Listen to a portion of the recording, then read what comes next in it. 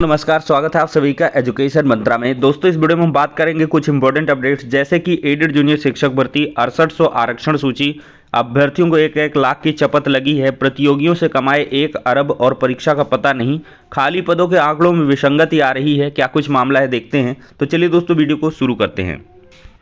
तो दोस्तों, added junior शिक्षक भर्ती में बहुत दिनों बाद कुछ देखने के लिए मिला है कि आखिरकार बेसिक शिक्षा विभाग में इस भर्ती को लेकर हो क्या रहा है। तो दोस्तों, सहायता प्राप्त एडेड जूनियर हाई स्कूल शिक्षकों की भर्ती से पहले बेसिक शिक्षा विभाग विभिन्न जिलों में रिक्त पदों के ब्यौरों का मिलान कर रहा है। इसी क्रम में लगभग 4 दर्जन जिलों के बीएसए से प्रधानाध्यापकों व शिक्षकों के रिक्त पदों का ब्यौरा मानकों के मुताबिक परीक्षण करके उपलब्ध कराने के लिए कहा गया है। इसके बाद प्रधानाध्यापक के 390 और शिक्षकों के 1507 पदों पर भर्ती का जो कार्यक्रम है वो जारी होगा। शिक्षकों के कुल 1897 पदों पर यह भर्ती प्रक्रिया पिछले साल हुई अर्हता परीक्षा का संशोधित परिणाम बीते सितंबर में जारी हुआ है। और इधर भर्ती प्रक्रिया आगे बढ़ने से पहले रिक्त पदों के ब्यौरे में कुछ भिन्नता सामने आई है। अधिकारियों के अनुसार वर्ष 2020 में प्रधानाचार्यों व सहायक अध्यापकों के रिक्त पदों का जो अधियाचन जिलों ने भेजा था, उसी आधार पर पदों की सूची तैयार की गई थी। भर्ती से पहले इस सूची को पिछले महीने जिलों को फिर से भेजा गया, तो सत्यापन में करीब 4 दर्जन जिलों ने अपने यहाँ कई विद्यालयों को उच्चीकृत दिखा दिया। तो इससे थोड़ा सा पदों में गड़बड़ी आ गई है और इसी वजह से जो पदों का आंकड़ा है उसको फिर से तलब किया गया है और उसका परीक्षण किया जा रहा है। परीक्षण कंप्लीट होने के बाद इसमें जो शासनादेश है वो जारी किया जाएगा। दोस्तों, ये परीक्षण कब कंप्लीट होगा, शासनादेश कब जारी होगा, इसकी कोई गाइडलाइन नहीं दी गई है, ना इसकी कोई टाइमलाइन बताई गई है। तो आप समझ सकते हैं कि कुल मिलाकर जो भैंस है वो पानी में अभी भी खड़ी हुई है, वो बाहर निकल नहीं पा रही है।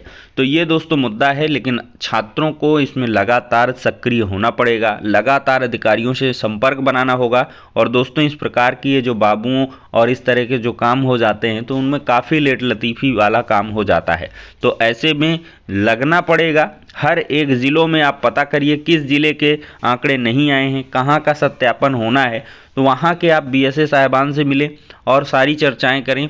और यहाँ पर एक टीम वर्क करना पड़ेगा, तब जाके ये भर्ती प्रक्रिया पूर्ण होगी। और सरकार का अगर देखा जाए तो अभी रुझान उतना मुझे नहीं समझ में आ रहा, अन्यथा इस भर्ती में कुछ ज़्यादा खास बचा नहीं था, इसको तुरंत कंप्लीट किया जा सकता था तत्काल प्रभाव से।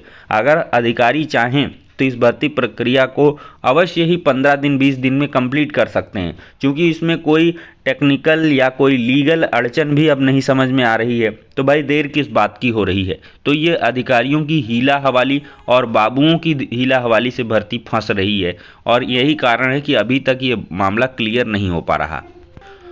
दोस्तों, देखा जाए तो 69,000 शिक्षक भर्ती के आरक्षण मामले में फैसला सुरक्षित हो गया है। इसकी जो सूचना है कल ही दे दी गई थी। दोस्तों, देखा जाए तो आरक्षित वर्ग की 19,000 सीटों पर आरक्षण मुद्दे पर हुई सुनवाई।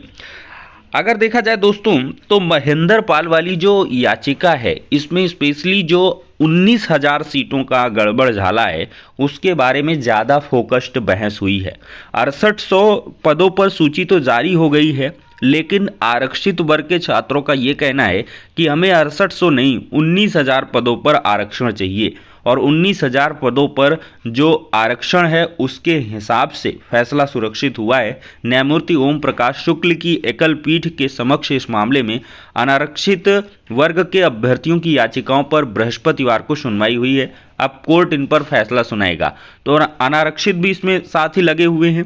और देखा जाए तो इसमें टीटी पास सहायक अध्यापक परीक्षा में अंकों में छूट देकर दोहरा आरक्षण दिया जा रहा है। इसको लेकर अनारक्षित वर्ग के अभ्यर्थियों ने याचिका दाखिल कर अपने अधिवक्ता, इसमें दोस्तों ये मामला है कि टीटी में मान लिया आपने रिलैक्स लिया है, 82 नंबर 84 नंबर, मतलब ओबीसी का आपने जो है फ़ायदा लेकर के 82 से 89 नंबर तक वाले कुल मिलाकर उनको इनका ये कहना है कि डबल आरक्षण मिल रहा है, तो उस मामले को लेकर भी सुनवाई हुई है। बहुत सारी सुनवाइयां थी दोस्तों, इसी वजह से ये मामला इतना लंबा घना हुआ है, जिस पर राज्य सरकार ने अधिवक्ता ने कोर्ट को बताया कि अध्यापक पात्रता परीक्षा एक अर्हता परीक्षा है। बिल्कुल सही बात है, और इसमें दी गई अंकों की छूट या आरक्षण सहायक अध्यापक भर्ती के चरण में लागू नहीं होता है। ये मूर्खता का काम है कि 2 चरणों को आप तभी मान सकते हैं। पीसीएस वगैरह की बात जो है वो इसलिए है चूंकि पीसीएस की जो एग्ज़ाम है वो एक भर्ती प्रक्रिया है,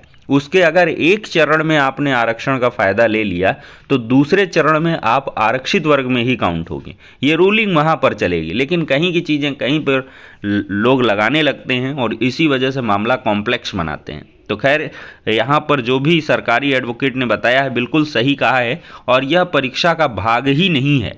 और दोस्तों यहाँ पर आगे लिखा है कि इसके जवाब में याचियों के अधिवक्ता ने कहा है कि जब अध्यापक पात्रता परीक्षा सहायक अध्यापक परीक्षा का भाग नहीं है तो फिर इन्हें अध्यापक पात्रता परीक्षा में अंकों में छूट आरक्षण के आधार पर क्यों दी जाती है। इस पर सरकारी अधिवक्ता ने कहा है कि इस भर्ती में आरक्षित वर्ग के अभ्यर्थियों को डबल रिजर्वेशन नहीं दिया जा रहा है। बिल्कुल सही है, बल्कि यह भर्ती बेसिक शिक्षा नियमावली 1981 और आरक्षण नियमावली 1994 के तहत की जा रही है। ऐसे में अनारक्षित वर्ग के अभ्यर्थियों द्वारा डबल रिजर्वेशन पर दाखिल की गई याचिकाओं का कोई महत्व नहीं है। कोर्ट ने मामले की सुनवाई के बाद फैसला सुरक्षित रखा है और साथ ही कहा है कि हफ्ते भर में पक्षकारों के अधिवक्ता अपनी लिखित बहस दाखिल कर सकते हैं। और दोस्तों देखा जाए तो इसमें 15 से 20 दिन का और वक्त लगेगा, और मुझे जहां तक उम्मीद है कि जनवरी महीने में ही आपका जो आदेश है वो निकल पाएगा, क्योंकि 20-22 दिन इसमें बचा हुआ है अभी इस महीने में, और नहीं लगता कि ऑर्डर आ पाएगा। बहुत मुश्किल ही है कि दिसंबर में आ पाए। खैर, दिसंबर एक बुरी यादों के तहत है 69,000 में आरक्षित वर्ग के लिए। नए साल में ऑर्डर आए बेहतर होगा, और मुझे जहां तक लगता है आरक्षित वर्ग के 6800 अभ्यर्थियों के पक्ष में यह फैसला रहेगा, इसकी 100% उम्मीद है। और साथ ही साथ आरक्षण पर देख सकते हैं कि और कुछ जो है चीज़ें कोर्ट शायद ना करे, क्योंकि जो मामला है वो 6800 आरक्षण के आधार पर अभ्यर्थियों की नियुक्ति का है, और देखते हैं कि इसमें क्या कुछ कंप्लाइंसेस हुए हैं और उसके आधार पर कितनी सीटों का यहाँ पे बवाला देखने के लिए मिला है, वो भी आदेश में आपको निकल के आएगा। लेकिन जो आरक्षित वर्ग के उम्मीदवार हैं 6800 सूची के, उनका सुनहरा भविष्य दिख रहा है। अब बशर्ते ये है कि आगे ये मामला कॉम्प्लेक्स ना हो, चूँकि जो अभ्यर्थी हैं विपक्ष के हैं वो डबल बेंच में जाएंगे, लेकिन एक मजबूत आर्डर अगर आता है सिंगल बेंच से तो अवश्य ही वो मील का पत्थर साबित होगा और उसको कभी भी कहीं भी डिगाया नहीं जा सकता है, और आपकी नियुक्तियां तत्काल हो जाएंगी। और दोस्तों रही बात जो पहले से चयनित हैं, तो उनको रंच मात्र का भी भय नहीं होना चाहिए। उनकी नौकरी पूरी तरीके से सुरक्षित है। कोई भी अभ्यर्थी पिछले से जो सेलेक्टेड है उसको कुछ भी नहीं होने वाला है, वो फ्री माइंड से अपना जॉब करे। तो कुल मिला के यही निचोड़ है दोस्तों। देखा जाए तो 1,500 प्रतियोगियों को लगी 1-1 लाख रुपए की शपथ। सहायक अध्यापक और प्रवक्ता के पदों पर चयनित अभ्यर्थियों को नियुक्ति का इंतजार है। 1.5 माह पहले पूरी कराई जा चुकी है। काउंसलिंग पर वितरित नहीं हुए हैं नियुक्ति पत्र। तो यह राजकीय माध्यमिक विद्यालयों का मामला है। देख सकते हैं 1,500 अभ्यर्थियों को 1-1 लाख रुपए की शपथ लगी है। वेतन अगर इनका सिलेक्शन हो जाता तो वेतन मिलता, लेकिन वेतन मिल नहीं रहा है क्योंकि इनकी अभी नियुक्ति पत्र वितरित नहीं हुए हैं। तो ये मामला काफ़ी कॉम्प्लेक्स है। आप देख सकते हैं सब कुछ इसमें क्लियर है, सिर्फ नियुक्ति पत्र देना है। 1.5 महीना गुजार गया, तो आप समझ सकते हैं क्या कुछ है मामला। और यहाँ का सीन देख लीजिए, प्रतियोगियों से कमा लिए 1 अरब रुपए और परीक्षा का पता नहीं है। मामला है टीजीटी पीजीटी के 4163 पदों के भर्ती के लिए 13 लाख से अधिक आवेदन हुआ है। माध्यमिक शिक्षा सेवा चयन बोर्ड में 8 महीने से जो सदस्य के पद हैं वो 10 पद खाली हैं। खैर, कोर्ट ने टाइम बाउंड किया है और यहाँ पर नेक्स्ट डेट 16 दिसंबर को बुलाया है, और चयन बोर्ड में सदस्यों के मतलब चयन की जो सूची है वो लेकर कोर्ट में आनी है। तो मतलब कि मामला बहुत जल्द क्लियर हो जाएगा, और पूरी उम्मीद है कि दिसंबर में ही एग्ज़ाम डेट अनाउंस हो जाएंगी। एक मौका लिया जाएगा कि फरवरी में आपका एग्ज़ाम हो सकता है, तो फरवरी के लिए आप तैयारी करिए।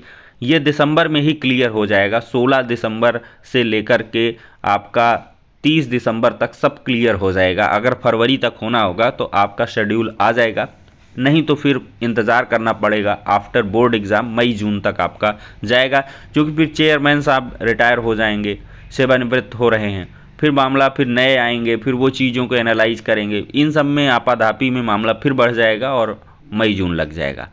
तो फिलहाल के लिए दोस्तों ये हो गया आज का वीडियो। पसंद आया हो तो लाइक एंड शेयर करें। नेक्स्ट वीडियो में मिलते हैं।